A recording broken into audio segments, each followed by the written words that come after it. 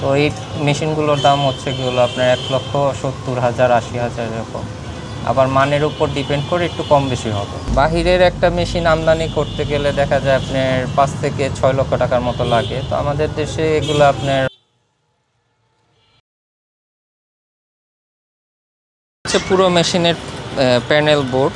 তো এই বোর্ডের মাধ্যমে সম্পূর্ণ মেশিনটাকে কন্ট্রোল করা হবে। এটা যদি আপনার প্রাইসের দিক থেকে কম্পেয়ার করেন তাহলে দেখা যাচ্ছে যে এটা অনেক সেফ। 1 বছরের রিপ্লেসমেন্ট গ্যারান্টি দিয়ে থাকি পার্টসের উপর। আর আমাদের ওয়ারেন্টি তো থাকছে ঢাকার ভিতরে, ঢাকার বাহিরে আমরা সার্ভিসও প্রোভাইড করে থাকি সব জায়গায়। তো ইনশাল্লাহ ওই হিসাবে আমাদের অর্ডারও অনেক বেশি। প্রথমে তো আমাদেরকে অর্ডার দিতে হয়, অর্ডার প্লেসের পরে আমরা কাঁচামাল সংগ্রহ করি।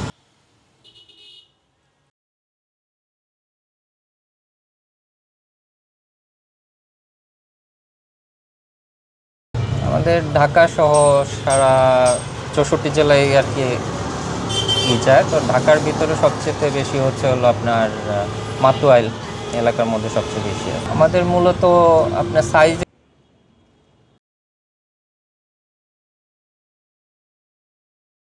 হচ্ছে আপনার 50,000 টাকা থেকে শুরু। এটার কোয়ালিটির উপর আপনার মানের উপর ডিপেন্ড করে এটা কম বেশি হয়।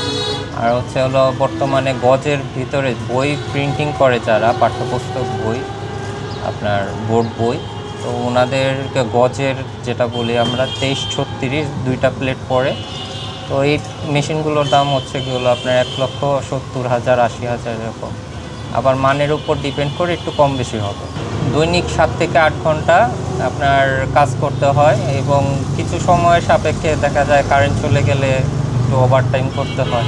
হচ্ছে পুরো মেশিনের প্যানেল বোর্ড। তো এই বোর্ডের মাধ্যমে সম্পূর্ণ মেশিনটাকে কন্ট্রোল করা হবে। এখান থেকেই আপনার মূল প্রক্রিয়াটা শুরু হবে। যেমন এটা পাওয়ারের কাজ করবে, মেশিন অপারেটিংয়ের জন্য পাওয়ারের কাজ করবে। এটা হচ্ছে লাইট দিতে হবে, এটা যতক্ষণ কাজ চলবে ততক্ষণ পর্যন্ত লাইটিং চালু থাকবে।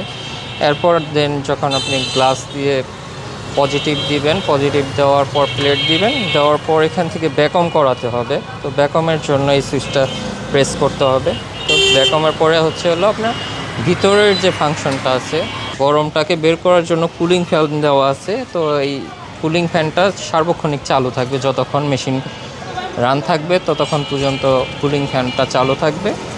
আর এটা হচ্ছে কি হলো আমাদের যখন পুরো কাজটা হয়ে যাবে, এখানে ব্যাকম হয়ে যাবে, তখন এটা টাইমিংয়ের ক্ষেত্রে এই সুইচটা অন করলে নির্দিষ্ট সময় পরে একটা অ্যালার্ম করবে। অ্যালার্ম করার পর দেন এটাকে প্রসেসটা কমপ্লিট হয়ে গেলে বের করে শুধু প্লেটটাকে কেমিক্যাল দিয়ে ওয়াশ করলে আপনার নেগেটিভে যে ছাপাটা ছিল হুবহু ছাপাটা ওই অ্যালুমিনিয়ামের প্লেটে চলে আসবে।